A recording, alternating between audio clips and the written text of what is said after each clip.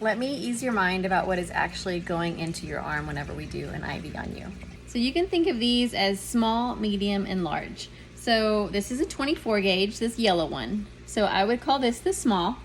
Then we have the blue one, which I would call medium. This is the one we use on most people. And then this is the pink one. This is, I would consider it large for here at Activate.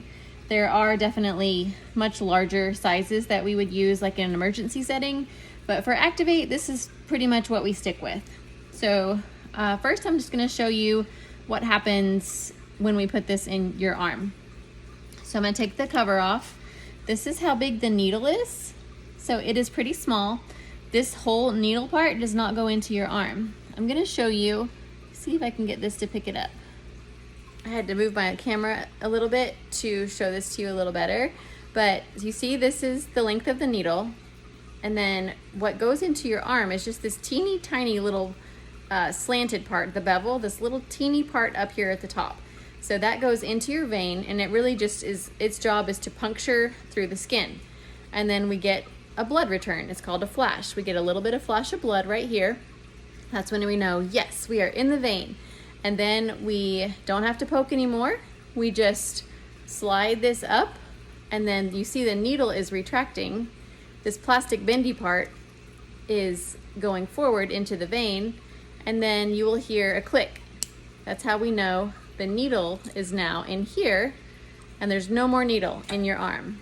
So the needle was just for the initial poke, and then what's left in there is this bendable plastic straw.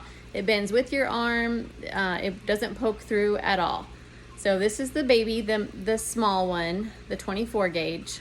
Then we move on to the medium. This is the blue one. So it's the same exact concept. It's just a little bit bigger of a needle. So same thing. This one goes, it punctures through your skin, just a little bit of a poke. Once we get that flash in here in this chamber, then we advance the plastic part into the vein, and then the needle part is coming back, and this bendy part is in your vein, and then we push it forward. So same idea.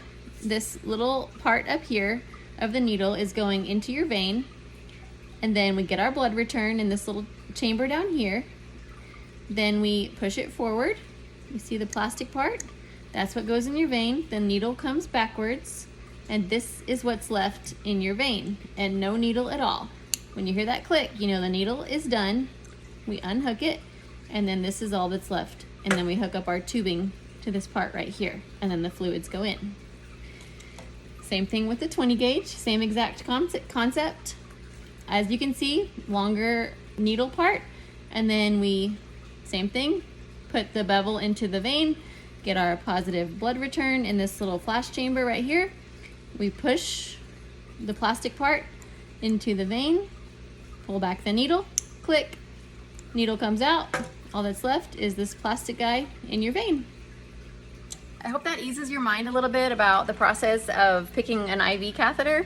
So like I said, most people are gonna get that medium size because we have some nice healthy veins. Some people request the small one. With that, it makes your IV take pretty good amount longer, so you're gonna be here longer. Some people want that. Some people want that hour and a half, 2 hours to just sit and chill and get their compression and work, or just have their self-care time. And then the pink one, the bigger one, that's if people are like, hey, I'm in a hurry, I just need this in and out, or if we're gonna do a bag and a half, and they're healthy heart, lungs, liver, kidneys, and no problems that would make it to where we can't give it fast, then we would use that big pink one. So different preference for different people. I hope this helps, and you can drop any comments that you have below, and I'll reach out to you and answer them.